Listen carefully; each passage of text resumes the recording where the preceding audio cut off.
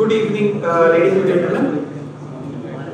On behalf of TiE Nagpur, I welcome you to this one of the most exciting sessions for today. This program was conceived, I must thank Mrs. Sunita Rao for a wonderful call which she gave one day. And we have tried and made it possible by today's evening. We have with us a great personality, an international personality with us, and we are fortunate that she half belongs to Nagpur. So I welcome Mrs. Nirupama Vaidyanathan to Nagpur. First, I congratulate her on her book release, which happened very recently at Chennai.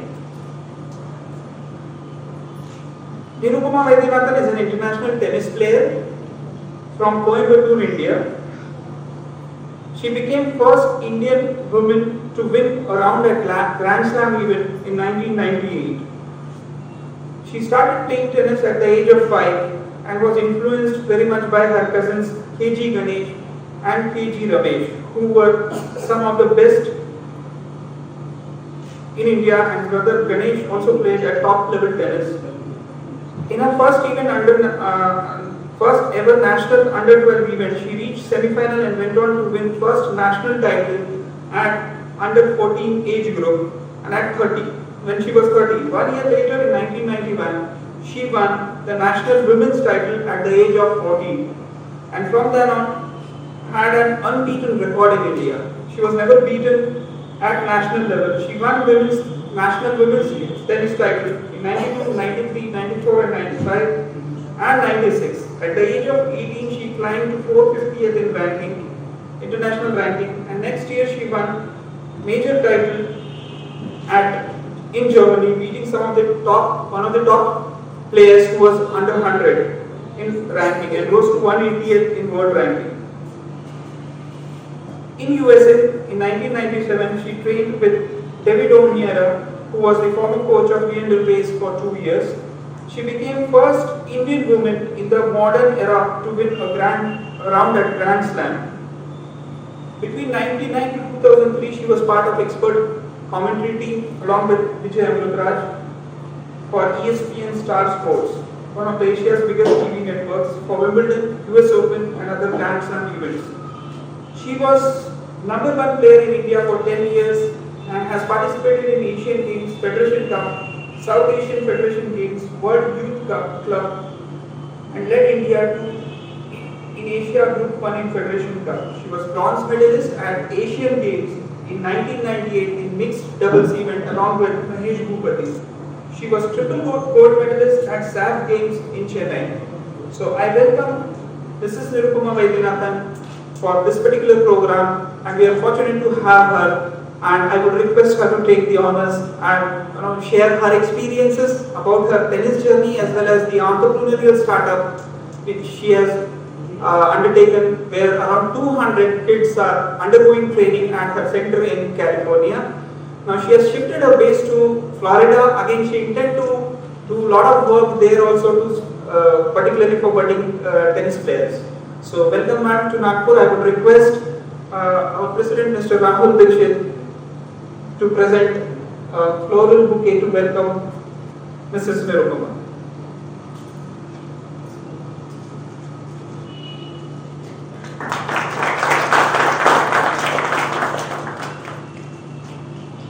I would request you to please take over. Hello everyone, good evening. I'm really happy to be here in your midst today.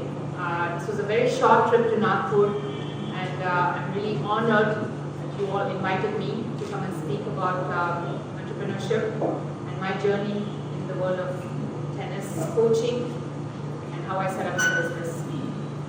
I think it's a fantastic initiative by the TiE Nagpur, because number one thing I find, and I was just telling your president some time ago, that the first initiative is that we need to believe in learning and improving ourselves. And everything starts with that first thought that we have to learn. And every day we can always learn to get better.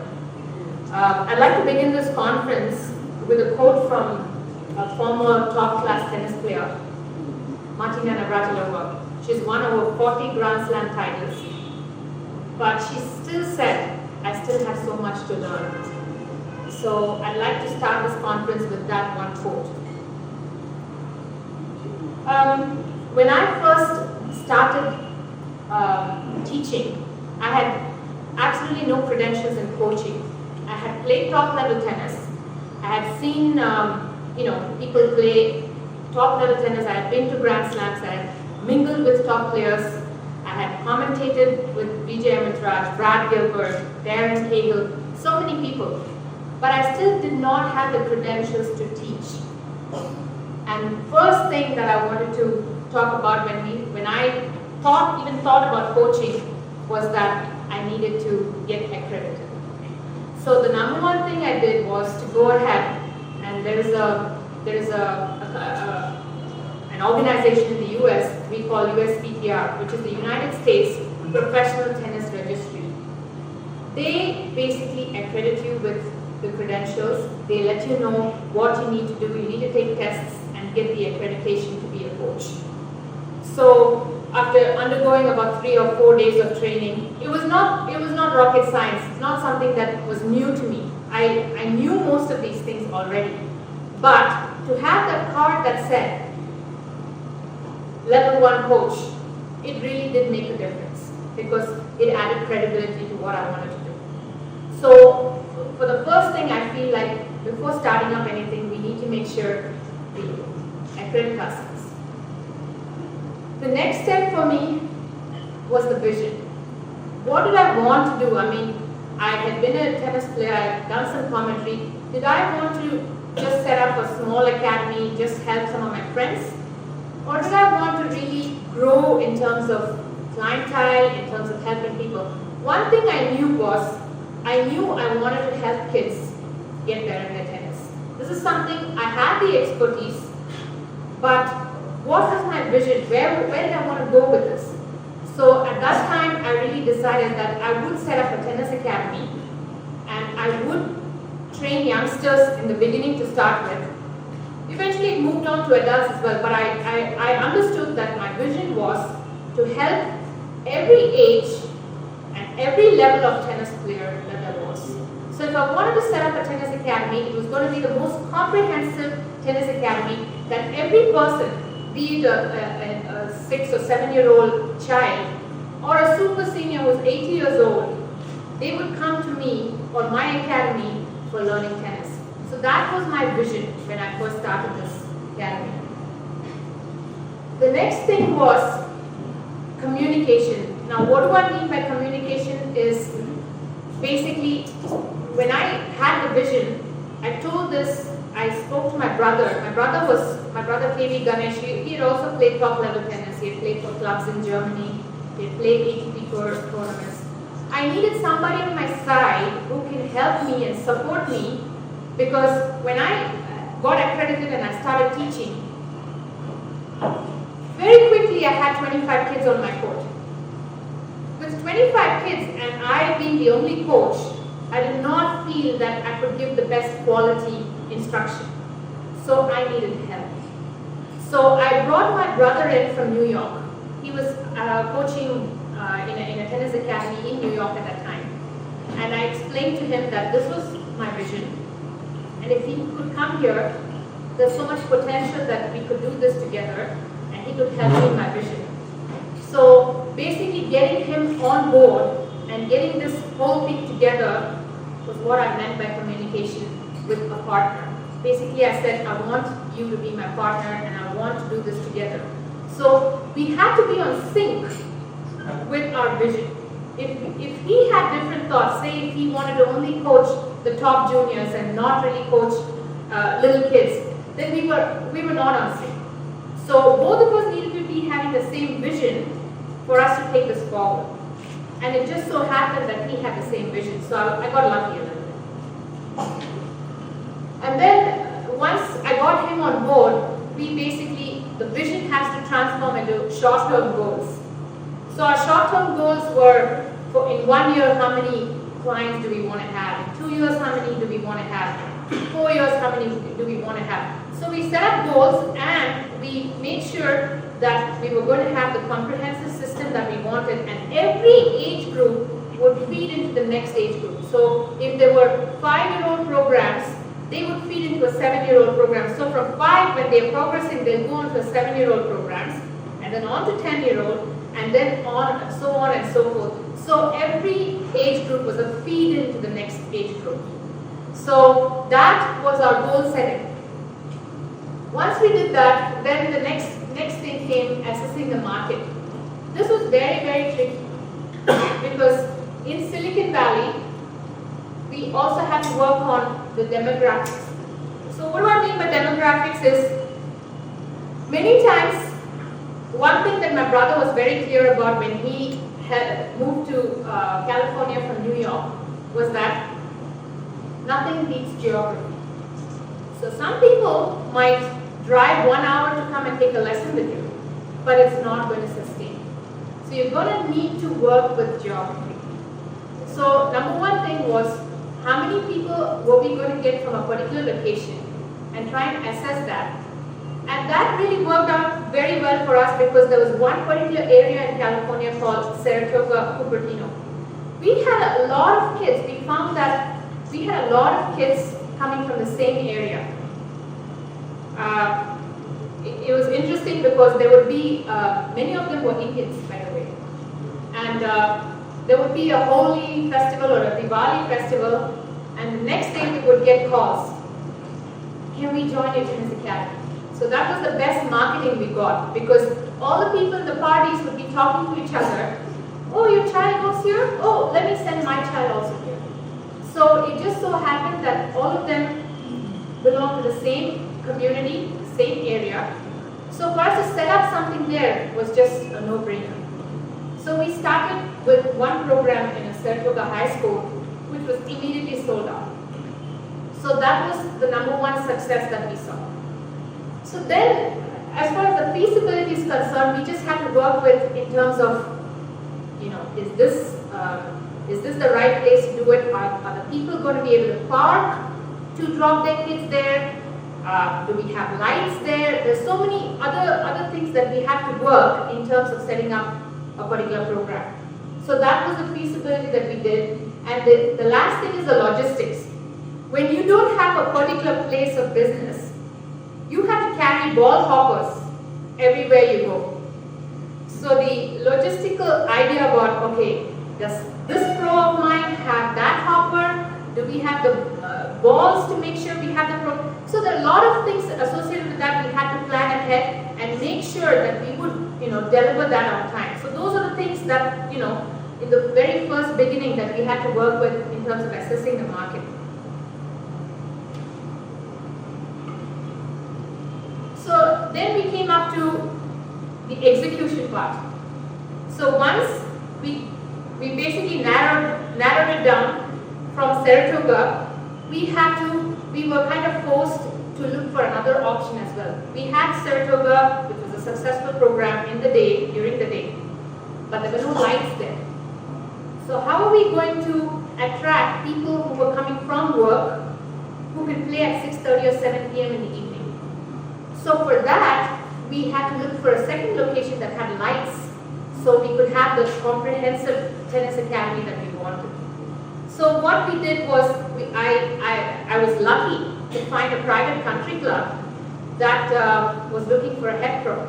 So I basically just walked right into that position. And they had lights, and they had an adult clientele, and they were ready to take non-members, some of my other clients also into the club who could take lessons from me.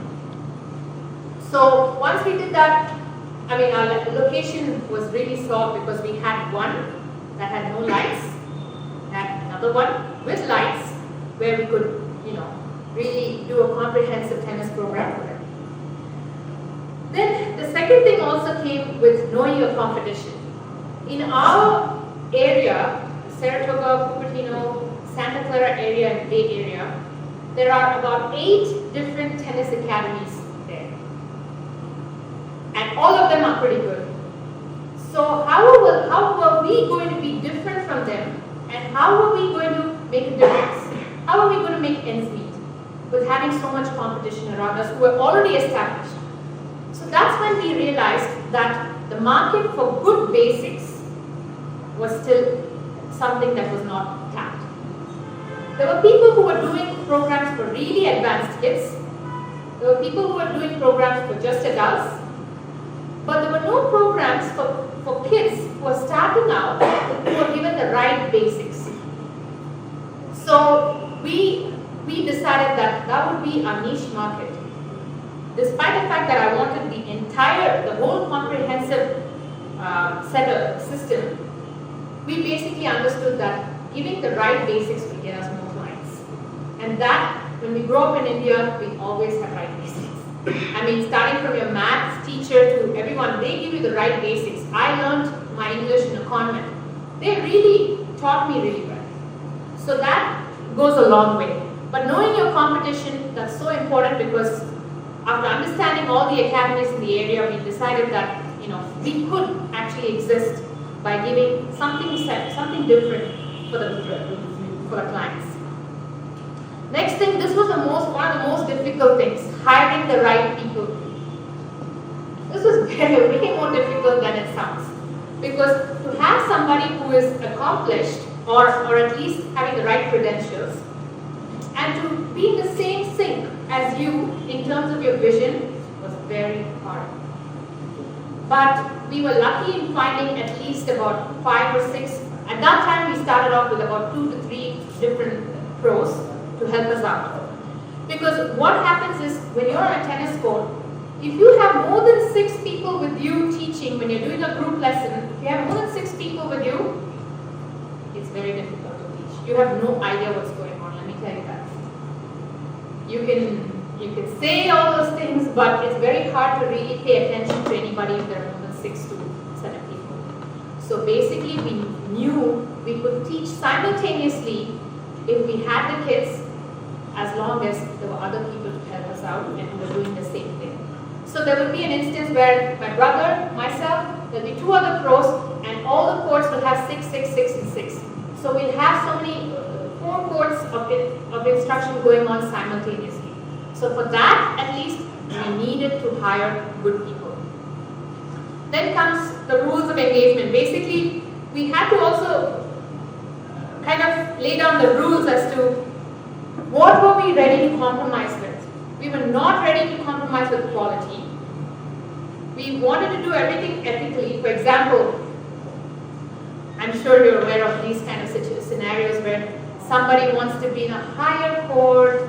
My daughter is better because she should be in this court. My son is better, she should be in that court. So those kind of things we don't entertain.